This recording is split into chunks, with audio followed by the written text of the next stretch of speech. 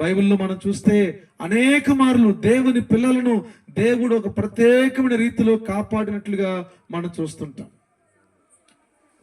దానియేలు, షడ్రక్, మెషక్, అబేద్నెగో వారు ఒక నలుగురు యవనస్తులు అండి దేవుని మాటకి, దేవుని యొక్క నిబంధనకి కట్టుబడి మా జీవితాలు ఏమైనా పర్లేదు రాజా అని రాజుగారికే ఎదురు నిలబడితే రాజుగారండి శిక్షించారు. తీసుకెళ్ళట దానియేలుని సింహం బోన్లో వేసారు. సింహాలు ఏం చేస్తా చెప్పండి? ముద్దు పెట్టుకుంటాయా? ఆడుకుంటాయా? సింహాలు ఏం చేస్తాయి? పాల్సన్ ఏం చేస్తాయి చెప్పబెట్టి? ఎలిజబెత్ సింహం ఏం చేసింది? పీక్కు తింటే. కానీ మీకు తెలుసా ఏం జరిగిందో? దానియేలుని సింహం బోన్లో అంటే దానియేలు గారు ప్రశాంతంగా పడుకున్నట. సింహాలు ఏం చేయలే.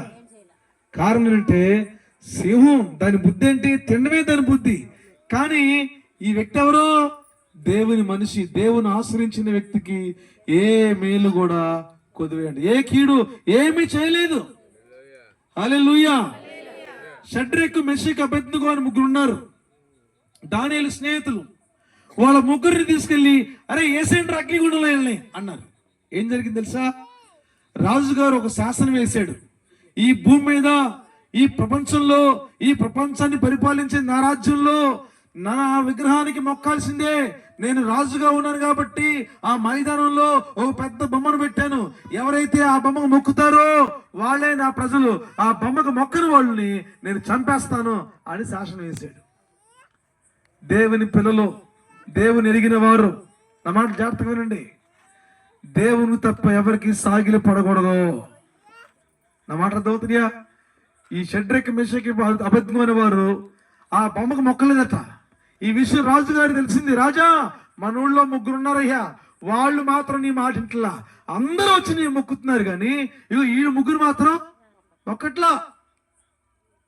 వాళ్ళు పట్టణం ఎవరు? ముగ్గురిని, షడ్రక్, మెషక్, అబేద్నెగో అనే వారిని రాజుగారి ముందు నిలబెట్టారు.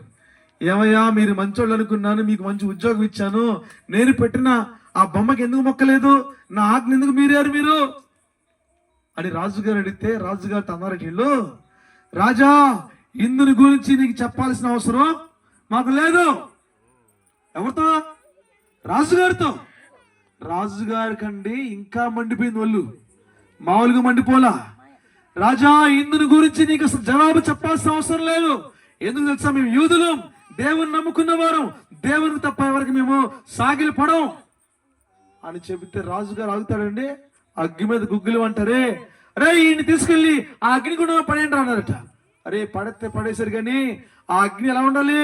ఎప్పుడులా కాదు, 7 అంతలు చెయ్యండి అగ్నిని, 7 అంతలు. ఎందుకంటే రాజుగారికి ఏమైంది? ఇప్పుడు ఒళ్ళు మండిపోయింది, మన భాష చెప్పాలంటే కోపం వచ్చేసింది. తీసుకెళ్లి వేసేంటారు కానీ వాళ్ళ ముగ్గురిని కాళ్ళు కట్టేశారు, మొత్తం గెట్టగొట్టి తీసుకెళ్లి వేసేసారు. ఎవరు తెలుసా? సైనికులు. వేసిన వాళ్ళు చచ్చిపోయారు. వేసిన వాళ్ళు చచ్చిపోయారు. ఇది ఆ 7 సెగకి వేసిన వాళ్ళే చచ్చిపోయారు. ఈ పడిపోయిన ఉన్నారే వాళ్ళు మాత్రం బతికే ఉన్నారు. స్తోత్రం చెప్పండి. రాజుగారు పడుకున్నారు, రాజుగారు నిద్రపట్టట్లా, రాజుగారు నిద్రపట్టట్లా. ఆ అగ్నిగుండంలో వీళ్ళు ముగ్గురితో పాటు ఎవరో ఉన్నారా బాబు అక్కడ అని ఉలిక్కుపడి లేచాడు. అరే ముందు ఆ మంటలా పంటారని చెప్పి వాళ్ళని బయటికి పిలిచాడట. మీకు అర్థమవుతుంది ఎవరున్నారు వాళ్ళతో? యేసయ్య ఉన్నాడు. హల్లెలూయా. మీకు తెలుసా, యేసయ్య నమ్ముకున్న వారిని ఆయన సిగ్గుపరచడు. వాస్తవం మరి ఇక్కడే ఉందిగా. వారం రోజులు గట్టిగా 3 రోజులు కంప్లీట్ కోమలా ఉంది. ఒక 4 రోజుల పైనే ఒక రోజునైతే నన్ను ఇట్ట అంది. అంటే మన మనుషులో లేదు. బతకదన్నారు, బతికినా పిచ్చిదయ్యి ఉంటుంది అన్నారు. ఏమండి, నేను అనుకున్న ప్రభు నీ సేవ చేసుకోవాలంటే భార్య ఉండాలి, భార్య లేకపోతే సేవకునికి నాకు విలువ ఉండదు, నా భార్యను బతికిచ్చు. పిచ్చిదైన పర్లా, ఆమె సేవ చేసుకుంటా, నీ సేవ చేసుకుంటా.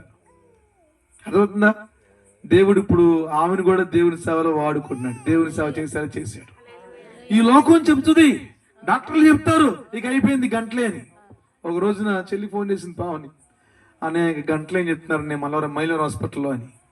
అండి దేవుడు నమ్మదగిన వాడు, ఆయన ఆశ్రయించిన ఆయన సిగ్గుపరచడు. బాబాయ్ గారు అప్పుడు బాబాయ్ గారు అయిపోయింది నేను చచ్చిపోతా అనేవాళ్ళు. ఎట్లా వెళ్తారు మీరు? మీతో దేవునికి చాలా పని ఉంది. అర్థమవుతుందా? దేవునికి మీతో చాలా పని ఉంది. ఇప్పుడు ఎలా వచ్చారో ఇక మన ఇద్దరం వెళ్ళాం, బండి వేసుకుని కారు వేసుకుని వెళ్ళిపోవడమే. యేసు ప్రభు బాగు చేశాడు, యేసు నిజమైన దేవుడని. హల్లెలూయా. కనుక ఈ మాటలు సాక్ష్యాలు జాగ్రత్తగా వినండి, మీ మనసులో పెట్టుకోండి. ఆయన నమ్మిన వారిని, ఆయన ఆశ్రయించు వారికి ఏ మేలు కొద్దువై ఉండదు. ఇంతకీ ఆయన ఆశ్రయించావా నువ్వు? అది ప్రశ్న. ప్రశ్న అంటే నువ్వు ఆయన ఆశ్రయించిన వ్యక్తివైతే నీకు ఏ మేలు కొద్దు ఉండదు. మనం ప్రశ్న వేసుకోవాలి, దేవుణ్ణి ఆశ్రయించామా? అర్థమవుతుందా లేదా? ఒకవేళ దేవుణ్ణి ఆశ్రయించకుండా దేవునికి దూరంగా ఉంటే గనక ఈ రాత్రే ప్రభు మాటలు వినపడుతున్నాయి. నిన్ను దేవుడు కోరుకుని, నా ప్రియ బిడ్డ నీకెవరు లేరు అనుకుంటున్నావేమో, నీ జీవితం అయిపోయింది అనుకుంటున్నావేమో, నన్ను ఆశ్రయించు, నేను నీకు మేలు చేస్తా అని దేవుడు చెప్తున్నాడు.